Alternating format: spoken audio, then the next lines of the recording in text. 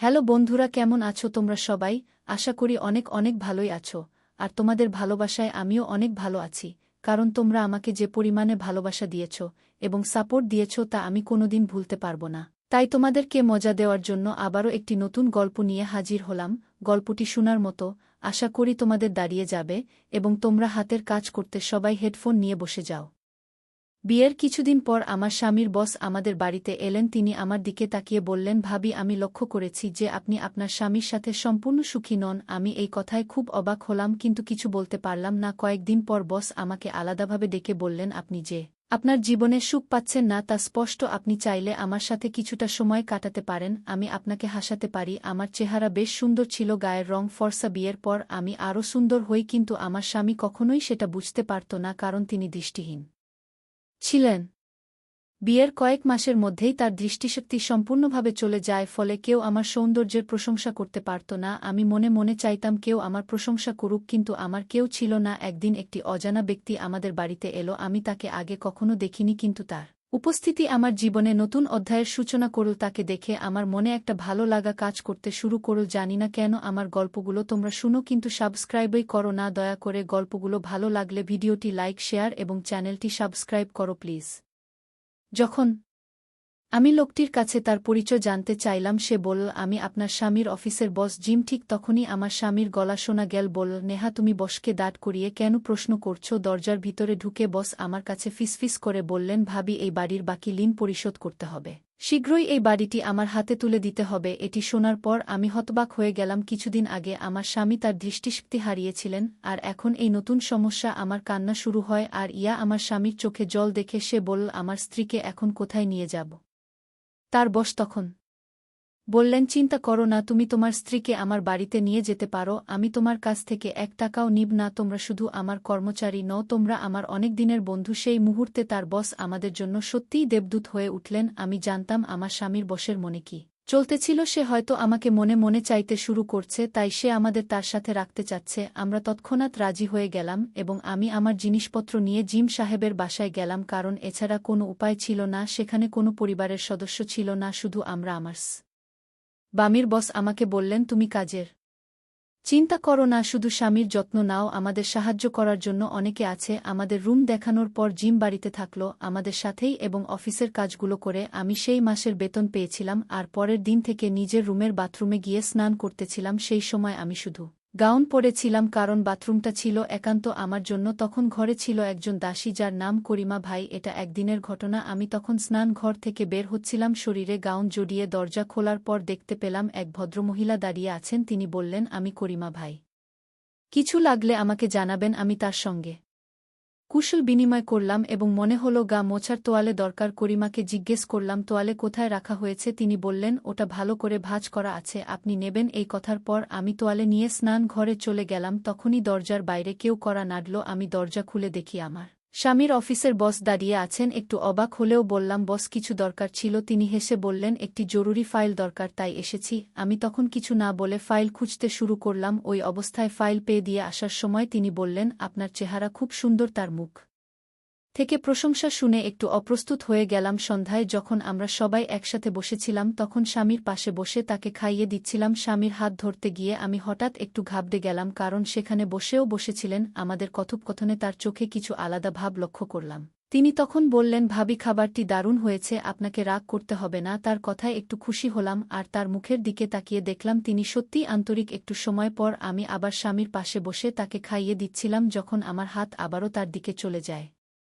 আমার মুখে ভয়ের ছায়া পড়ে না। তারপর তিনি বললেন, আজকের খাবারটায় কিছু ভিন্নতা ছিল, সত্যিই খুব উপাদেয়। তার কথায় আমার চোখের জল নেমে এলো, কারণ কেউ, আমার এত কাছের মানুষ, এতদিন পর প্রশংসা করছে। কুডিমা এসে আমাকে বলল, ভাবি, আপনি ভালোই আছেন? আমি তখন বললাম, হ্যাঁ, সব ঠিক আছে, তোমার কাজের জন্য ধন্যবাদ। রাতে যখন সবাই ঘুমিয়ে পড়ল, আমি আবারও স্বামীর পাশে গিয়ে বসলাম। স্বামীকে খুশি করার চেষ্টা করলাম, কারণ ভালোবাসা হলো জীবনের শ্রেষ্ঠ সম্পদ। তারপর দিন আমার স্বামীর বস এর সাথে, বস, এই দুপুরের খাবার খাচ্ছিলাম, ভয় পেজো না, আমি তোমাকে জোর করে খাওয়াচ্ছি বলেই তোমাকে একটু রাগ দেখিয়েছি। স্বামীর বস বললেন, আমি তার জন্য দুঃখিত, তোমার সঙ্গে এমনটা করা ঠিক হয়নি। তার কথায় আমার ভেতরে স্নেহের অনুভূতি জাগল। আমি আবেগে তার কাঁধে মাথা রেখে কান্নায় ভেঙে পড়লাম। যখন থেকে আমার স্বামী তার দৃষ্টিশক্তি হারিয়েছে, আমার স্বামীর হাসি আমার জীবন থেকে হারিয়ে গেছে। সেই রাতে আমি আমার স্বামীর বসের সামনে আবেগপ্রবণ হয়ে বললাম, এই সময় আমি অনেক একাকিত্ব অনুভব করছি, জানি না কেন। আমি আমার মনের সব কথা তার সাথে শেয়ার করতে থাকলাম। বস শান্তভাবে বললেন, আমি তোমার পরিস্থিতি বুঝতে পারছি। যদি কখনো তোমার মনের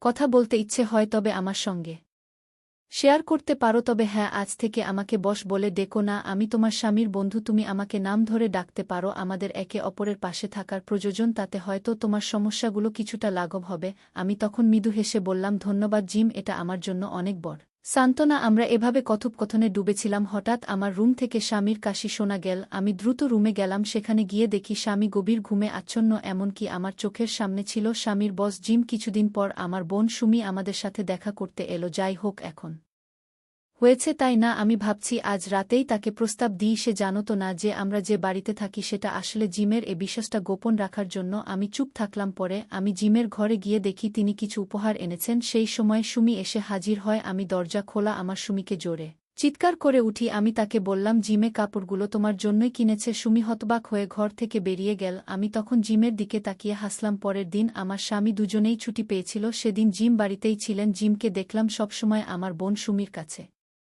থাকার চেষ্টা করছে। বিকাল পর্যন্ত সুমি আমার রুমে বসে থাকল এবং আমাকে বলল, তোর বন্ধু জিম ভালো লোক, একটু সময় কাটাতে মন্দ হবে না। জিম পরে বলল, তিনি একজন চক্ষু বিশেষজ্ঞের সঙ্গে কথা বলেছেন এবং তোমার স্বামীর চিকিৎসার জন্য তাকে কয়েকদিনের জন্য অন্য শহরে যেতে হবে। আমার স্বামী বলল, আমার বউ জিমও কাজ আছে, তাই সুমির সাথে আমিও যাব, তাতে তোমাদের কাজ সহজ হবে। এই যাত্রার সময় আমাদের পরিবারের কোনো মেয়ের জন্য বাড়ি ফাঁকা রেখে দীর্ঘদিন অন্যের সঙ্গে থাকা কঠিন ছিল, কিন্তু জিম চাহিদার কথা ভেবে আমি জিমের সহায়তায় ভরসা করেছিলাম। সুমি আমার থেকে কে বোর্ড ছিল, আর তাই আমি জানতাম যে সে বেশিদিন এখানে থাকবে না। আমিও চাইছিলাম যে সে যত তাড়াতাড়ি সম্ভব চলে যাক। সুমি নিজেও তা বুঝত। যেদিন আমি শ্বশুর শাশুড়ির সঙ্গে হসপিটালে যাওয়ার প্রস্তুতি নিচ্ছিলাম, সুমি আর জিমের সামনে খুশি ছিল, কারণ সে আর আমার স্বামী সেদিন জিমের ব্যক্তিগত গাড়িতে করে শহরে রওনা দিয়েছিল। তাদের সঙ্গে একজন ড্রাইভারও ছিল। এখন আমি আর জিম বাড়িতে একা হয়ে গেলাম। রাতে জিম যখন আমার সাথে কথা বলার চেষ্টা করতেন, আমি রাগ করে আমার রুমে চলে যেতাম। হয়তো তিনি সেটা বুঝতে পারতেন। জিম একদিন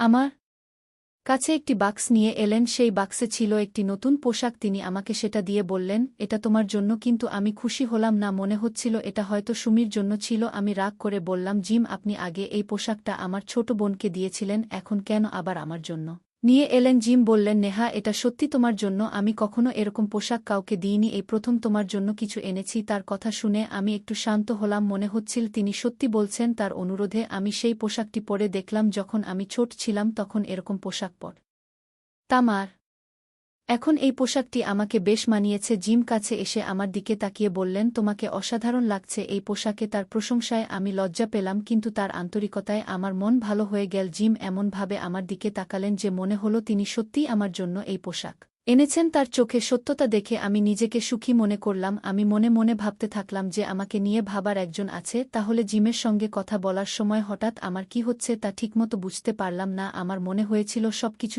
ঝাপসা হয়ে যাচ্ছে। পরের দিন সকালে যখন ঘুম থেকে উঠলাম তখন দেখলাম আমি জিমের ঘরে আছি। তার দিকে তাকাতেই তিনি উদ্বেগের সঙ্গে বললেন, নেহা, রাতে তোমার হঠাৎ কি হলো? তার কণ্ঠে উদ্বেগ দেখে আমি ভয় পেয়ে গেলাম এবং তাকে শক্ত করে জড়িয়ে ধরলাম। এদিকে আমার বাবা-মা ফোন দিয়ে বললেন যে সুমি বাড়িতে আসেনি, আর সে নাকি তার বয়ফ্রেন্ডের সাথে চলে গেছে। তাদের কথা শুনে আমি কান্না করতে লাগলাম। জিম জানতে চাইলেন কেন আমি কান্না করছি। আমি বললাম, আমার ছোট বোন সুমি আমার স্বামীর সঙ্গে হাসপাতালে গিয়েছিল, কিন্তু আসলে সে তার বয়ফ্রেন্ডের সঙ্গে পালিয়ে গেছে। সে এমনকি আমাকে বলেও যায়নি।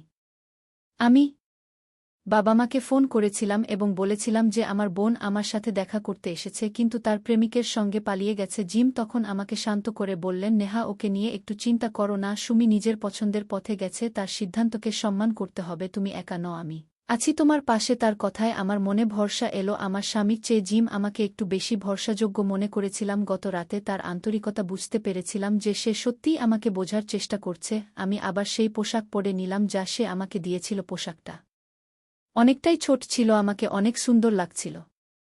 এরপর জিম আমার কাছে এসে বসলেন। তার সাথে কথা বলতে বলতেই আমি ভুলে গেলাম যে আমাদের মধ্যে কোনো সীমাবদ্ধতা আছে। ধীরে ধীরে আমাদের মধ্যে এক অনন্য সম্পর্ক তৈরি হচ্ছিল। জিমকে আলিঙ্গনে আমি নিজেকে একটু নিরাপদ মনে করছিলাম। এমন সময় ঘরের দরজা খুলে গেল এবং আমি সামনে তাকিয়ে দেখি আমার স্বামী দাঁড়িয়ে আছে। আমার প্রথমে ভয় লাগল, কিন্তু জিম আমাকে বুঝিয়ে দিলেন যে সে কিছুই দেখতে পাবে না। জিম বললেন, তুমি ভয় পেও না নেহা, আমরা যা করছি তা শুধুই আমাদের ভালোবাসার প্রতিফলন। এখন থেকে আমরা দুজনেই একে অপরকে ভালোবাসব, তোমার স্বামীরও এ নিয়ে কোনো সমস্যা হবে না। সেই মুহূর্তে জিম আশ্বাসে আমি সম্পূর্ণরূপে নিজেকে তার প্রতি সমর্পণ করলাম। আমার স্বামীর দৃষ্টি হারিয়ে যাওয়ায় আমি প্রথমে একটু বিচলিত ছিলাম, কিন্তু সেটা সামলে উঠতে পেরেছি। একদিন আমার স্বামী বলছিলেন যে নেহা, আমার বোন কোথাও চলে গেছে। তখন গাড়ির ড্রাইভার আমাকে সবকিছু জানালো যে সুমি আসলে পালিয়ে গেছে। স্বামীকে বোঝাতে গিয়ে আমি খুব কষ্ট পেয়েছিলাম, কারণ সে সত্যিটা জানত না। আমি কিছুক্ষণ পরেই জুস তৈরি করে নিয়ে এলাম। যখন আমার স্বামী আর তার বন্ধু জিম একই ঘরে ছিলেন,